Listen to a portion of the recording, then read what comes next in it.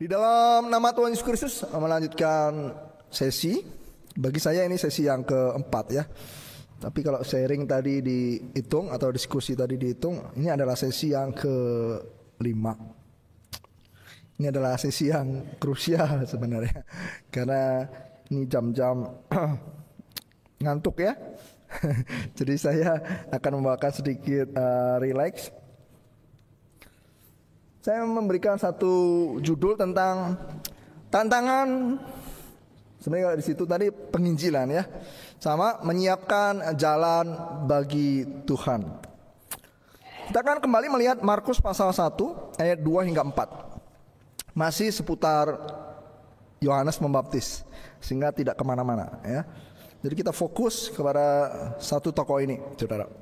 Markus pasal yang pertama ayat yang kedua hingga yang keempat. Demikianlah firman Tuhan. Seperti ada tertulis dalam kitab Nabi Yesaya, lihatlah aku menyuruh utusanku mendahului engkau, ia akan mempersiapkan jalan bagimu. Ada suara orang yang berseru-seru di padang gurun, persiapkanlah jalan untuk Tuhan, luruskanlah jalan baginya. Demikianlah Yohanes Pembaptis tampil di padang gurun dan menyerukan, bertobatlah dan berilah dirimu dibaptis dan Allah akan mengampuni dosamu. Saudaraku yang terkasih di dalam Tuhan, sekali lagi Yohanes adalah nabi, dia adalah utusan Allah. Dia diutus untuk mendahului Tuhan Yesus dan ia bertugas untuk mempersiapkan jalan bagi Tuhan. Kalau kita renungkan bersama-sama, tentu saja ini bukan perkara yang mudah ya. Karena menyiapkan jalan bagi Tuhan, kemarin ya, dia menyiapkan hati bagaimana kerajaan Tuhan akan dibangun, dan dia harus benar-benar meratakan setiap bukit-bukit, setiap gunung-gunung, setiap lembah yang berlobang harus diratakan, ditimbun, saudara. Bahkan jalan yang berliku-liku, jalan yang berkelok-kelok juga harus diluruskan. Kalau kita gambarkan secara letterlek kemarin sangat susah sekali, saudara. Jangankan kita meratakan gunung, meratakan bukit, kita yang mungkin udah usia saja untuk naik gunung saja tidak meratakan, itu sudah capek sekali. Saya masih ingat dulu almarhum pendeta Christian sudah sangat lanjut usia. Karena kebetulan di wilayah timur, saya ajak, kebetulan saya adalah ketua pemuda, saya ajak naik gunung. Sebenarnya kalau yang tua saya tidak menuntut, boleh ikut, boleh enggak, terserah. Lihat kapasitas kemampuan diri sendiri. Tapi namanya pendeta ya, dia pengen ikut, ya sudah, ada apa-apa, ikut. Ternyata benar lah, good feeling, saya sudah naik sendiri, orang muda, kalau enggak jalan sampai atas itu sebuah perjuangan yang luar biasa. Paling kalau bisa sampai tengah sudah syukur sekali. Ini baru berapa belokan sudah ngap, katanya mau patah. Ya daripada dibablasin nanti ada apa-apa, lebih baik turun saja ya.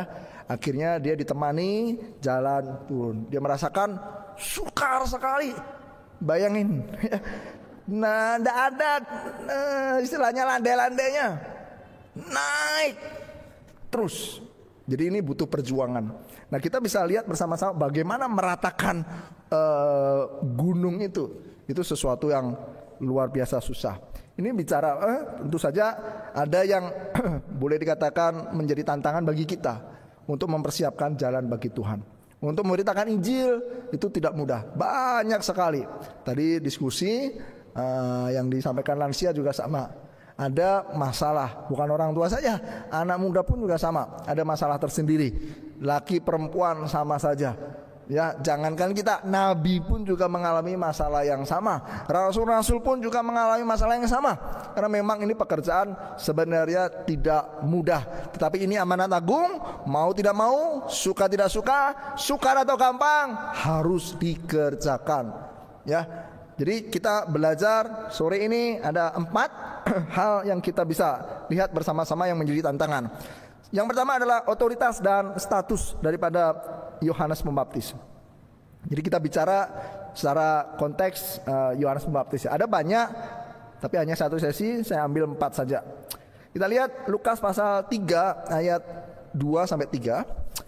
Pada waktu Hanas dan Kayafas menjadi imam besar, datanglah firman Allah kepada Yohanes, anak Zakaria, di padang gurun. Maka datanglah Yohanes ke seluruh daerah Yordan dan menyerukan, bertobatlah dan berilah dirimu dibaptis, dan Allah akan mengampuni dosamu. Jadi begitu dia tinggal di padang gurun, sampai waktunya tiba, datanglah firman Tuhan kepada Yohanes Pembaptis. Lalu dia keluar dari padang gurun dan menyerukan pertobatan.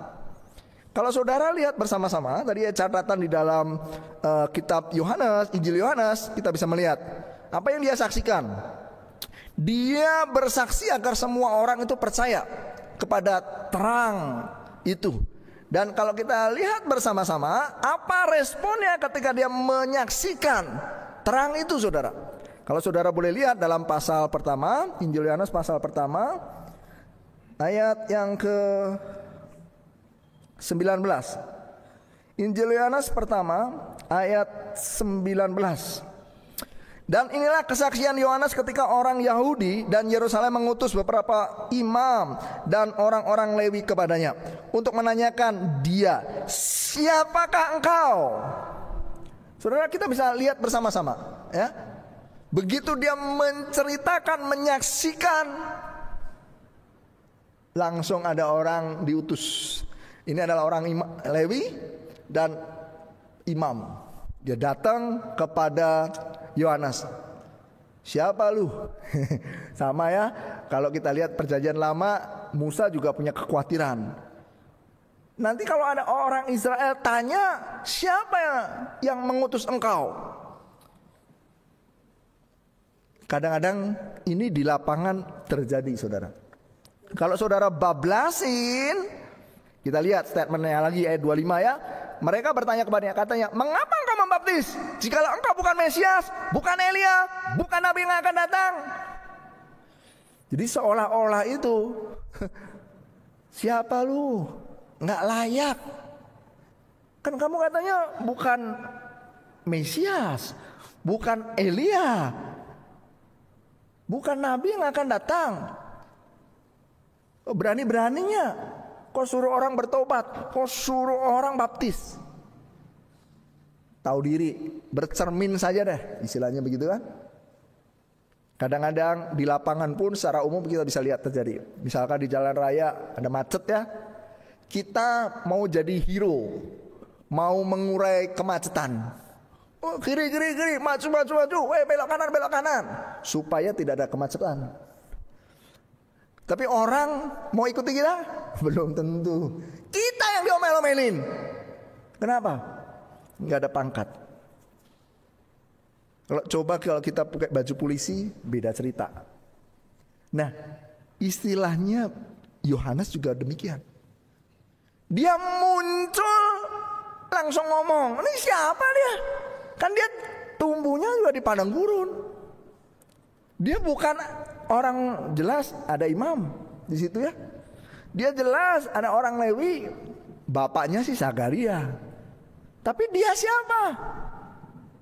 Jadi orang tanya, kenapa kau baptis orang? Kadang-kadang dalam kehidupan kita bergereja juga demikian. Kita lihat ya. Tadi sudah, saya hanya sedikit-sedikit aja mengingatkan kembali. Slide selanjutnya. Kita bisa lihat. Jadi Yohanes ini pembaptis muncul berseru-seru di padang gurun. Profilnya tadi kita telah lihat bersama-sama. Sangat sederhana sekali. Lalu kira-kira dengan model yang seperti ini, dengan penampilan yang seperti ini, membuat orang berbalik, hati bapa berbalik, ya, hati anak berbalik. Ini tentu menjadi kesukaran tersendiri. Kalau kita bandingkan ya ini ya, ahli Taurat dan orang Farisi, Alkitab mengatakan menduduki kursi Musa. Mereka memakai jubah, mereka memakai seragam keagamaan. Orang tahu, nggak usah ngomong pun juga tahu.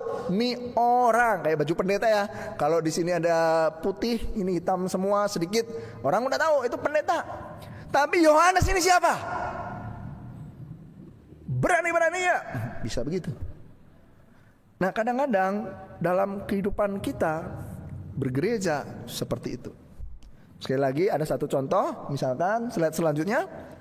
Dalam Yohanes pasal 10 ayat 41. Dan banyak orang datang kepadanya dan berkata, Yohanes memang tidak membuat satu tanda pun, tetapi semua yang pernah dikatakan Yohanes tentang orang ini adalah benar. Yohanes itu nabi, tapi tadi ya, walaupun seolah dia menggenapi nubuat yang notabene Elia yang akan datang di zaman akhir, tetapi dia tidak, seolah-olah tidak sekaliber dalam melakukan mukjizat. Elia bisa menurunkan hujan api, bisa menurunkan istilahnya hujan air, dia bisa membangkitkan orang mati. Yohanes apa? Nggak bisa. Kalau kita pikir-pikir, gereja Yusati ini susahnya memberitakan Injil kenapa? Gereja di luar itu kalau dilihat, apalagi sekarang ada YouTube ya, kita bisa lihat, wah pendeta-pendeta hebat-hebat. Yang lumpuh mungkin bisa berjalan seketika juga. Saya lihat FYP di Instagram itu orang-orang Afrika. Wah hebat sekali itu. Segala santet semua bisa dikeluarin. Gak tahu real apa enggak ya, tapi di video itu begitu. Kalau andai itu benar, lalu gereja kita apa? Gereja kita berapa tahun? Satu waktu Desember kemarin kalau tidak salah ya, gereja kita upload konten Natal di TikTok. Wah kalau lihat komen-komennya sadis-sadis sekali. Termasuk ada yang mengatakan, ini gereja berapa tahun sih? Gitu ya. Udah berdiri 1917. Dan mereka sudah hampir ada yang 2000 tahun. Abad pertama, abad kedua, misalkan ada yang ortodok, itu lebih benar lah pastilah. Dulu saya sales juga, jadi saya dulu banyak kerja macam-macam ya. Jadi saya sales gipsum, saya jual gipsum ke toko-toko besi. Produk yang saya jual itu produk baru. Tidak ada satupun keluar sebulan juga keliling toko besi, tidak ada, belum tentu. Ya, 15 toko, satu toko ngambil. Sampai setahun, 2 tahun. Itu saya tinggal tuh akhirnya. Masuk teologi. Gak ada juga kan, store, kunjungan, toko besi, tinggal kartu nama, Saya masih ingat. Kapan baru banyak toko besi ngubungi saya? Waktu jadi pendeta. Baru efektif, orang baru cari itu. Bayangin aja. Waktu kerja nggak ada satupun manggil. Ya, begitu sudah pindah haluan, orang mungkin baru rame, tukang-tukang mungkin baru cari. Oh ini produknya bagus nih. Tapi dulu nggak ada yang percaya. Ini produk baru. Yang kedua juga sama. Saya dulu jual donat. Donat boy. Jangan heran ya, dulu saya jual macam-macam. Jual donat boy. Nah, di situ ada saudari Kristian dari. Itu juga sama. Bos saya unik juga. Suruh jual, harganya mahal, bungkusnya dicopot. Nggak boleh pakai merek. Bingung kan? Jualnya gimana?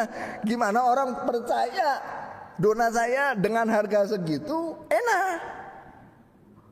Waktu itu kalau di compare mie ayam dapat es teh kenyang. Harganya lebih murah daripada donat saya. Jadi kalau nawarin orang susah sekali. Jadi seolah-olah di sana itu dunia melihat rupa. Kalau dia benar-benar seolah-olah benar dipikir ya, ada rupa, baru ada harga. Jadi seolah-olah Yohanes muncul, siapa dia? Mungkin produknya bagus, tapi dia itu siapa? Kalau penampilan seperti ini gembel, siapa? Kalau sekarang mungkin ada nabi yang muncul di gereja Istati di Cianjur kayak begini, saudara mau ikut? Saya nggak yakin. Ya, real. Bahkan mungkin kalau Yesus sendiri datang lagi nih 2 kali, datanglah sekarang nyamar. Mungkin modelnya begini, kita juga mungkin yang lain saja. Misal gitu. Siapa dia? Atau tahu-tahu masuk aula berdiri di sini. Khotbahnya bagus. Tapi kita mau dengar? Belum tentu. Kita mesti tahu siapa. Nah, kalau kita pikir-pikir, ya di situ ada slide ya. Gereja kita itu ada orang yang mengatakan, gereja Istati tak ada apa sih, tak ada apa-apa. Konon katanya, aduh sepi, monoton acaranya, apalagi anak muda. Aduh nggak ada, sepi kali, itu saja. Itu karena takut sama bapaknya, jadi di situ darah biru. Ya, apa-apa nggak boleh, kuno, kolot sekali. Yang tua, ada yang tua, orang bilang besi tua. Penyakitan, kalau ibadah baunya minyak angin semua, satu aula.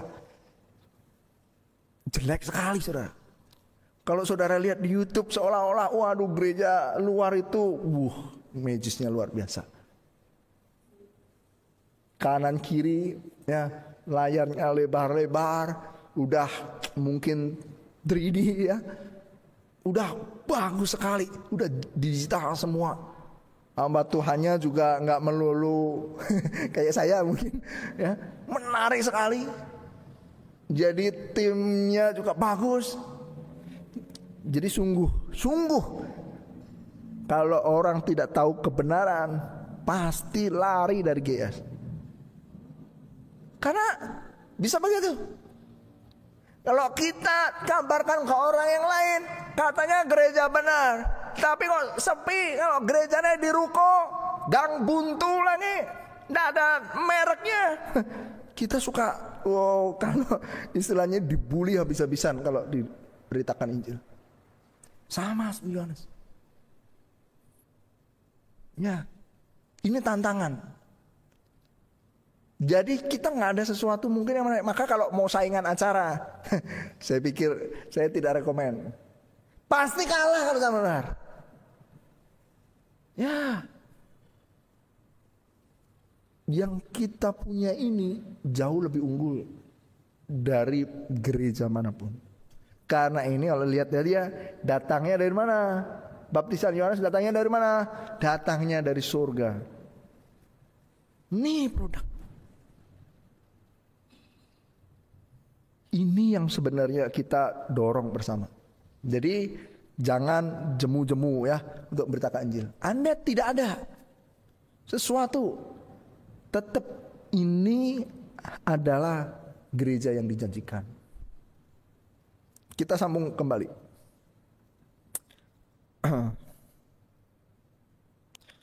Kita lihat ya di sini ya. Slide selanjutnya. Kita lihat begitu Yohanes Pembaptis muncul, Yesus mengatakan apa? Dan aku berkata kepadamu, Elia sudah datang, tetapi orang tidak mengenal dia dan memperlakukan menurut kehendak mereka. Demikian juga anak manusia akan menderita oleh mereka. Kenapa orang di luar itu suka ngejek-ngejek gereja Istati? Karena mereka tidak mengenal dia, mengenal gereja. Dalam hal ini mereka kenapa memperlakukan sesuka mereka sendiri, padahal itu nabi daripada Tuhan. Karena memang mereka nggak kenal. Sama ya tadi, kalau kita jualan, orang itu nggak kenal produk kita, nggak tahu, bisa dibanting-banting, seolah nggak ada nilainya. Jadi kita punya kebenaran, kalau dia nggak tahu itu kebenaran, gereja kita jadi korban ngejekan. Maka perlu ya kita jelaskan supaya mereka mengenal kebenaran. Yang kedua, otoritas penguasa. Kita lihat bersama-sama dalam Markus 6 ayat 20. Markus 6 ayat 20.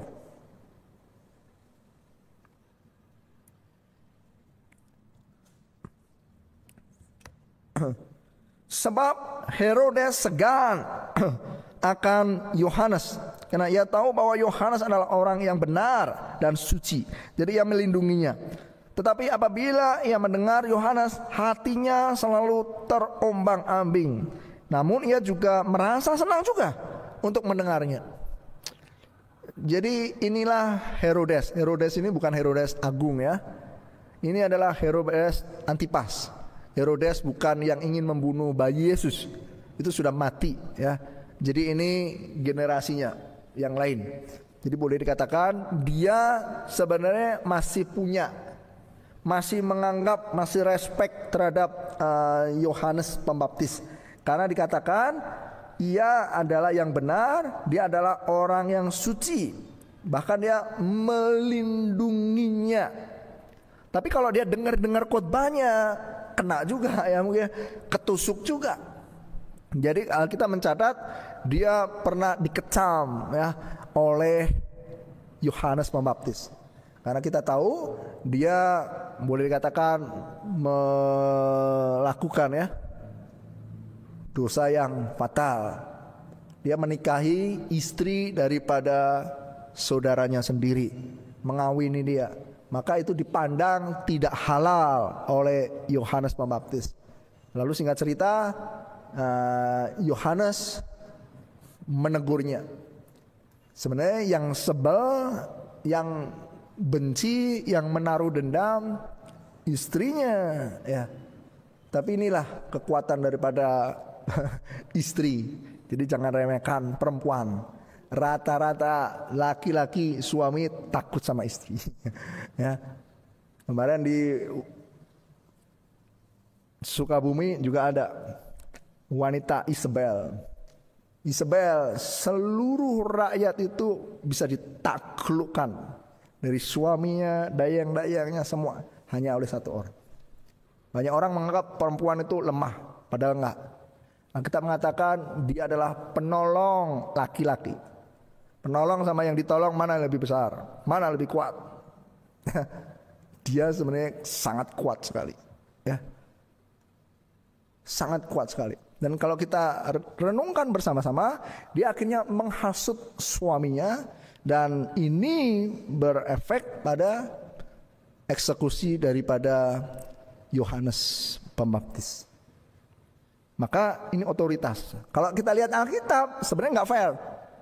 Karena Alkitab mengatakan pemerintah adalah wakil Allah di dunia, di bumi. Jadi mestinya mendukung kebijakan. Misalkan gereja ada apa? Karena dia posisinya adalah wakil Allah, apa yang dilakukan gereja support. Tapi realitanya di dalam dunia tidak demikian. Kadang-kadang justru yang menjadi musuh daripada gereja adalah pemerintah, saudara. Ya, di negara-negara komunis sudah tidak boleh membaca Alkitab. Ya, sudah tidak boleh dikatakan anak-anak itu pergi ke sekolah minggu. Jadi boleh dikatakan sangat ekstrim sekali. Kalau ketahuan, wah bisa dieksekusi. Nah, saudara kurang yang terkasih di dalam Tuhan, ini selalu ada di dalam kehidupan kita. Di Brunei ada gereja kita, ya. Kita tahu mayoritas agama sebelah, ya. Sudah 50 tahun gereja kita tidak bertambah, juga tidak berkurang. Mungkin nggak bisa nambah. Berkurang mungkin iya, bisa jadi ya. Hanya ada satu saja, gereja satu kemah doa. Tapi herannya masih bisa penginjilan, saudara. Penginjilannya bagaimana? Penginjilannya pintunya ditutup, jendelanya ditutup. Jadi sembunyi-sembunyi. Jadi kalau jemaat parkir bang, parkirnya menyebar, satu di sana, satu di sana, satu di sana. Karena kalau ketahuan bahaya. Ya. Jadi bisa begitu, saudara. Konon di Aceh pun juga sama. Jadi ada banyak yang notabene cukup keras ya, mengintervensi hamba-hamba Tuhan. Zaman rasul-rasul, sekali lagi rasul-rasul itu dianggap seperti tikus ya, keluar dari sarangnya. Wah, itu banyak orang sudah siap dengan palu ya, dengan golok, dengan tongkat pemukul untuk siap menghajar tikus yang muncul ke permukaan itu.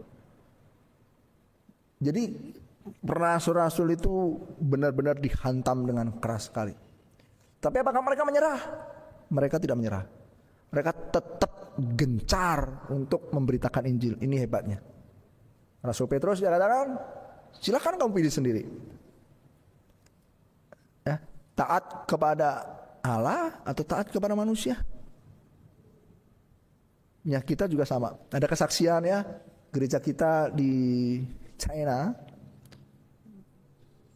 Saya tidak tahu ada berapa banyak, tapi yang saya dengar ada 2 kesaksian. Ada gereja kita punya plang, biasanya nggak boleh, tapi ada 2 gereja kita ada pelangnya, Gereja Yesus Jati. Nah ternyata ada sejarahnya. Yang lain nggak ada, tapi 2 itu ada sejarah. Sejarah yang pertama adalah konon mau diturunkan oleh pemerintah. Jadi dengan sombongnya pemerintah datang ke lokasi gereja. Turunin, selama saya menjabat, jangan harap ini bisa nempel di sini. Saudara, apa yang terjadi? Waktu mau diturunin besok, mati itu orang, pejabatnya. Setelah pejabat itu mati, tidak ada yang turunin, nggak berani. Ada satu lagi, sama, kanon itu lebih cantik. Kenapa? Sama, pengurusnya dengan iman, nggak mau. Kalau mau turunin sendiri. Tapi mungkin lihat pejabat yang lain mati gara-gara itu. Jadi pikir dia nggak berani juga. Mirip ini ya, menganggap nabi, menganggap GS ini ada Allah nih. Jadi dia bilang dia pengen nurunin tapi takut. Jadi dia suruh pengurus turunin. Pengurus tidak mau, kalau mau turunin. Dia tidak berani juga. Jadi malah dipercantik. Ini sungguh kesaksian. Jadi artinya gereja kita ada Allah. Di satu cabang ada seorang jemaat selalu mengatakan pada saya, kau jangan anggap ini ruko ya, biasa ruko kayak gudang gitu. Saya 2 kali, 1 kali saya mau mati di sini. Dia tidak berani macam-macam. Karena dia pernah berdoa minta petunjuk Tuhan. Ada pendeta, ada 2 orang atau 3 orang di belakang pendeta. Salah satunya dia berdoa. Tuhan sungguh-sungguh jawab nih. Itu seperti dicekik. Kayak ayam kali atau bebek ya, lehernya di tidak bisa nafas ya. Ampuni aku Tuhan. Langsung hilang. Sungguh Tuhan benar-benar menghajar ya. Makanya karena pengalaman itu dia bilang, saya tidak berani sama gereja ini. Semua berani kecuali ini. Sungguh gereja kita adalah. Maka sebenarnya intervensi pemerintah tidak perlu ya. Sebenarnya kita takuti. Asalkan kita benar bersandar kepada Allah, kita bisa ya menghadapi permasalahan ini. Yang ketiga, Otoritas kebenaran. Kita lihat bersama-sama. Ini slide yang tadi. Kita bisa lihat ya. Yohanes datang muncul sebagai utusan Allah. Dan Alkitab mencatat bahwa dia membuat orang itu percaya kepada terang. Dan Alkitab mengatakan di ayat pasal 5 ya, ayat 33, dia itu menyaksikan kebenaran dan dia menyaksikan anak Allah. Muridnya sendiri ada yang namanya Yohanes juga ya. Dia mengatakan itu lihatlah anak domba Allah. Sungguh-sungguh dia mengikuti. Dia juga sebenarnya tidak mengenal ya siapa dia. Tetapi dia berani. Kalau saudara lihat Yohanes pasal 1, Injil Yohanes pasal 1,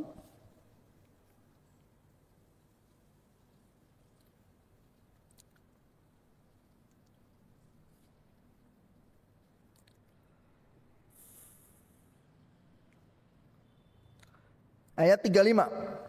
Pada keesokan harinya Yohanes, ini Yohanes Pembaptis, berdiri di situ pula dengan 2 orang muridnya. Nah, muridnya ini salah satu namanya Yohanes juga.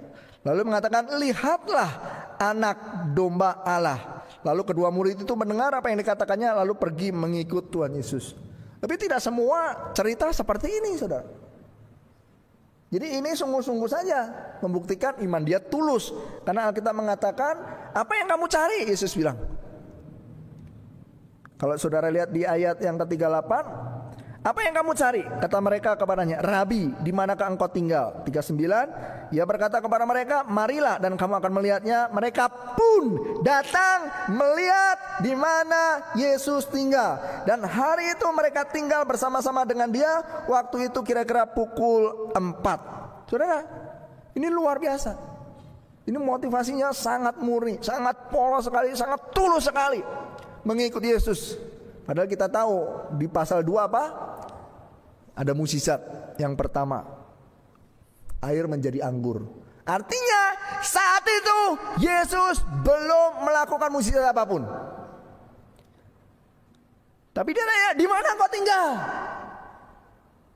Mau ikut? Ayo. Mereka tinggal sama-sama. Mereka survei, lihat, sungguh-sungguh. Istilahnya Yesus tidak ada apa-apa.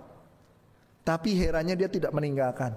Dia mengikut Tuhan Yesus sampai ke bawah kayu salib. Cerita ini bagus sekali, tapi esensinya sini ya. Bahwa ini adalah kebenaran. Yang dia kabarkan itu sungguh-sungguh benar. Kebenaran. Dan dia membuktikannya. Dia muncul dengan apa? Baptisan, doktrin. Dikatakan baptis, maka dosamu akan diampuni. Bagi orang-orang pada masa itu, tidak semua, walaupun Alkitab ujungnya juga mencatat ya. Yohanes Pembaptis boleh dikatakan pengikutnya makin hari juga makin banyak. Yesus juga lebih banyak daripada Yohanes Pembaptis. Tetapi awalnya tentu ini menjadi kesukaran tersendiri. Karena dirinya tadi pertama tidak dikenal, dan produk yang dia bawa, yang ia beritakan, orang juga tidak mengenalnya. Kalau saudara lihat kesaksian dia sendiri juga tidak kenal. Statementnya ketika mau baptis apa? Aku sendiri tidak kenal. Bayangin, dia nabi sendiri, dia tidak kenal. Orang lain juga tidak kenal juga. Apalagi ajaran-ajarannya, dia juga lebih banyak tidak kenal. Orang juga tidak kenal.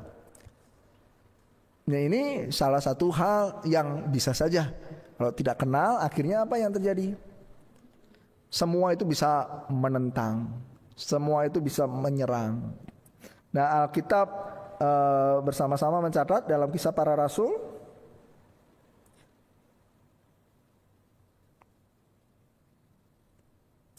kita lihat Kisah Para Rasul pasal 27 ya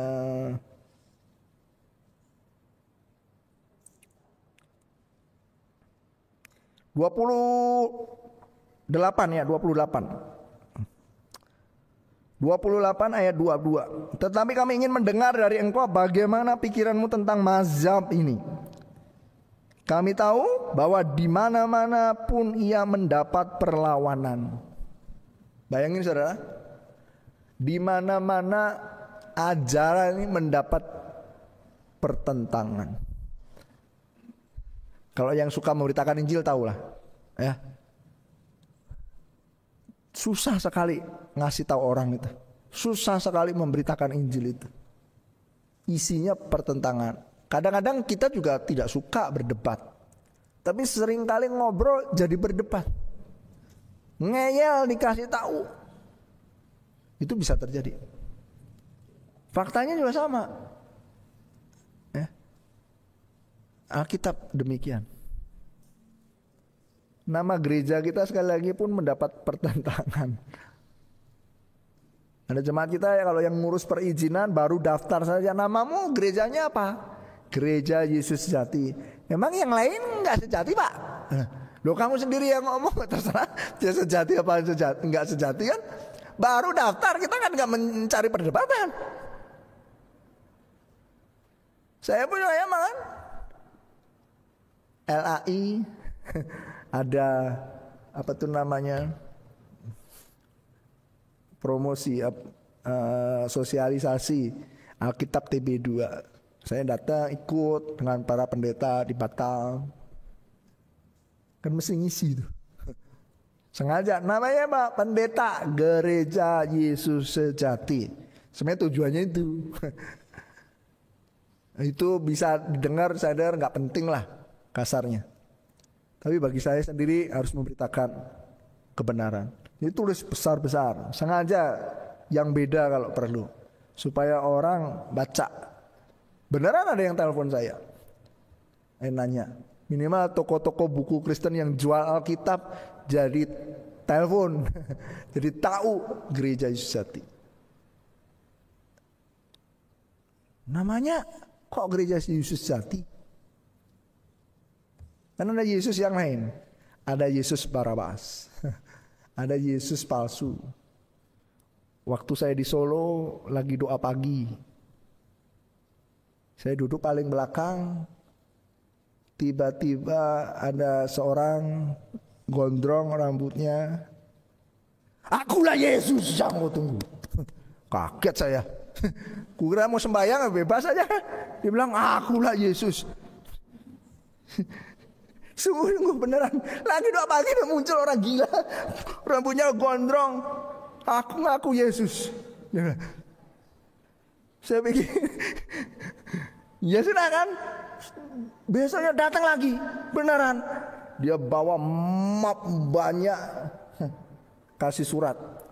Akulah Yesus yang kau tunggu. Beneran. Banyak Yesus. Yesus Sejati itu menunjuk Yesus Kristus. Yang terakhir, sudah lewat waktunya ya, singkat saja. Yang terakhir adalah otoritas masyarakat. Sekali lagi, tadi kita sudah bahas, tapi ini beda konten. Yang diberitakan oleh Yohanes Pembaptis itu kebenaran, bertobatan, ya. Isinya tentang itu, dan ini adalah sasarannya tadi. Ada orang Farisi, ada orang Saduki, prajurit, ada pemungut cukai. Kalau kita simpulkan pada saat itu apa? Ini kan Yohanes Pembaptis memberitakan terang. Mana? Yesus menyebut dalam Matius 4 ayat 16, mereka adalah bangsa yang tinggal di dalam kegelapan. Artinya memang benar, dia memberitakan terang, memang ini gelap semua. Kalau mereka udah terang, ada terang, mengenal terang, tidak perlu dia beritakan terang. Jadi ini klop sekali. Dalam Kisah Rasul 26 ayat 18, kita mengatakan untuk membuka mata mereka yang hidup di dalam kegelapan. Jadi boleh dikatakan ada kuasai kegelapan. Kalau kegelapan ini sampai menguasai, bahaya sekali. Kasus Lukas, Yesus ditangkap. Kenapa Yesus ditangkap? Yesus mengatakan, tiap hari aku di bait Allah. Kenapa kau tidak tangkap aku? Tapi inilah kuasa kegelapan itu. Akhirnya disergap, ditangkap dia. Jadi ini namanya peperangan rohani. Jadi ini musuhnya. Maka begitu Yohanes muncul, engkau keturunan ular beludak, ular berbisa. Yohanes Pembaptis itu bisa menangani mereka semua. Kita lihat slide selanjutnya. Tapi puji Tuhan bersama-sama, sekali lagi atas kemurahan Tuhan, kita bisa lihat bersama-sama ini adalah gereja kita. Tadi juga udah disinggung oleh diaken. Selanjutnya, gereja kita sebenarnya cukup banyak. Jadi jangan pikir hanya di Cianjur saja, hanya di Indonesia saja. Kalau terus sampai 65, ini lama saya bikin, saya malas bikin, jadi saya pakai yang lama saja. Ya. Kalau saudara pergi ke Pining, ada gereja kita, nah dia ada tulisan se-Indonesia, mungkin itu yang terbaru. Dulu saya minta nggak dikirim-kirim sampai sekarang. Ada jemaat bikin. Ya lebih bagus lagi. Karena ini bikin sendiri. Ya, itu banyak sekali saudara. Sekali lagi, ini adalah pekerjaan Tuhan. Saudara tahu siapa sangka gereja kita punya Rema, Alkitab elektronik digital. Kalau dengar ceritanya versi pendeta ke itu mahal sekali. Dipikir gereja kita nggak akan mampu keluarin duit budget sebesar itu hanya untuk beli Alkitab elektronik. Tapi heran sekali katanya, tahu-tahu jadi bisa bikin. Sudah ada terjemahan Indonesianya. Saya juga tanya juga, bagaimana? Memang bayar berapa? Ajaib sekali. Bayarnya juga sukarela. Kalau nggak salah, cuma-cuma nggak dipungut bayaran. Tapi gereja kita memberikan istilahnya sebagian ya untuk dipersembahkan kepada Lembaga Alkitab Indonesia. Dia tanya, lihat bagaimana? Wah, bagus sekali. Ya. Jadi jangan sampai kita memandang rendah. Orang yang tahu bagus sekali. Semua sekarang kenapa memang berat? Karena semua istilahnya video mungkin yang diupload, dikhotbahkan oleh pendeta sedunia itu diupload di situ. Kalau kita cari ayat yang susah misalkan ya, dia mesin itu akan mencari pendeta GYS yang pernah khotbah tentang itu. Misalkan saya bahas sekarang penginjilan, ada direkam, misalkan dimasukin ke situ. Semua orang di dunia bisa lihat rekaman ini. Tidak ada aplikasi di dunia yang begitu. Hanya GYS. Maka dia bilang, mau dong, mau diminta. Malah kita, ini ajaib sekali pekerjaan Tuhan. Maka tidak heran ada banyak sekali. Maka kalau saudara traveling, jangan lupa cari. Jangan-jangan gereja kita ada di sana, dekat. Ya, kalau sekarang sudah Dubai sudah ada. Melangkah sedikit Israel versi Alkitab. Kalau Israel terima kebenaran, selesai. Ya. Kiamat sudah. Ya.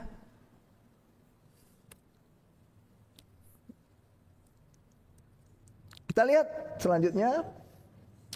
Ini adalah produk literatur. Ini juga mungkin sudah diperbarui. Lagi-lagi ini adalah yang lama. Jadi jangan saudara berpangku tangan. Jangan malas, ya. Tinggal kirim saja. Tinggal upload saja apa yang ada. Semua tersedia. Oh, nggak bisa baca, kasih video suruh nonton, ya, suruh dengar, ya, Ada sau ini, ada sau bagi jiwa, ya. Ada TikTok belum masuk kalau nggak salah ya. Ada banyak sekali, saudara. Kalau mau belajar Alkitab ada semua. Jadi ini meskipun kadang-kadang misalkan gereja kecil, misalkan hanya 20 jemaat, tapi sebenarnya kita di belakang itu raksasa. Belum tentu gereja yang 5.000 dia punya Alkitab digital sendiri, punya literatur, punya arsip begitu banyak. Nggak ada. Jadi sungguh ini berkat Tuhan. Sekali lagi, tidak ada orang pintar. Itu semua tim belakang itu emang dibayar. Nggak ada. Semua volunteer. Untuk hati, hatinya besar untuk Tuhan. Bekerja. Maka orang-orang muda harus mendukung ini. Kerja di belakang layar. Mendukung, mensupport penginjilan. Sehingga ini menggenapi mimpi daripada Tuhan. Injil itu diberitakan ke seluruh dunia. Tadi saya sharing. Ini sedikit berbagi. Batam 1 tahun kita bisa dapat banyak sekali. 1 tahun per tahun bisa ganti-ganti, saudara. Saudara, ada yang orang sakit. Yang paling atas itu adalah orang Thailand, ya. Datang sakit, kerja sana, masuk rumah sakit, enggak. Datang ke Batam, pendeta mau bantu doa enggak? Kalau dia oke aja gitu. Bantu doa, puji Tuhan, disembuhkan, ya. Cuman kebetulan orangnya nggak di situ, jadi dia ke Jambi. Dan beberapa waktu lalu ke Jambi, saya kontak, dia mau jumpa dengan kami. Jadi berdoa supaya keluarganya itu bisa kenal GS. Ini ada orang Jakarta, sama ini rata-rata ini orang Buddha. Ada ini adalah, maaf kata ya, ini asisten atau pembantu.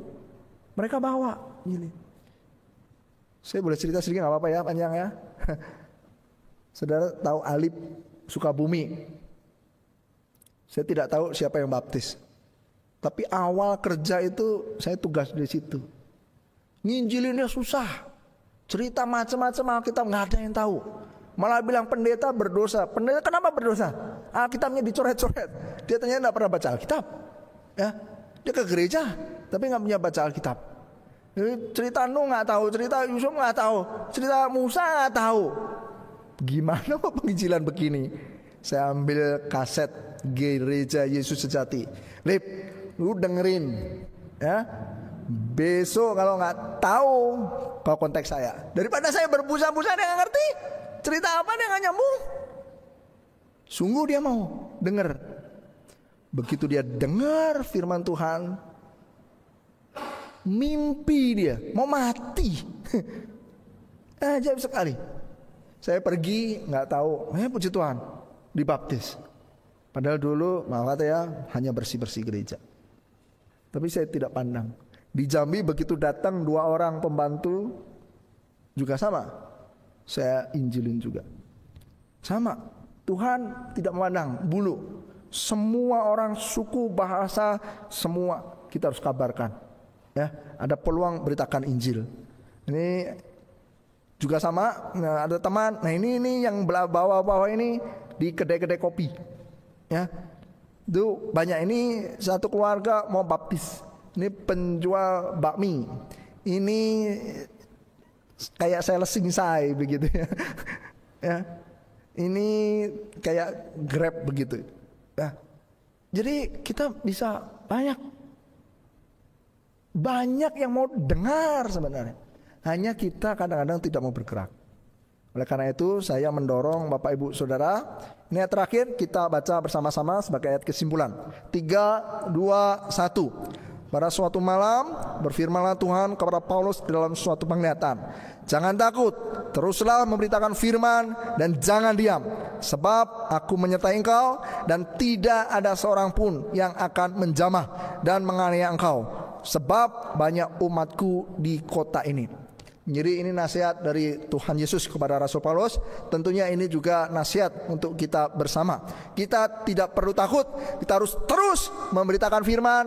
Kita tidak boleh diam. Tuhan Yesus memberkati. Amin.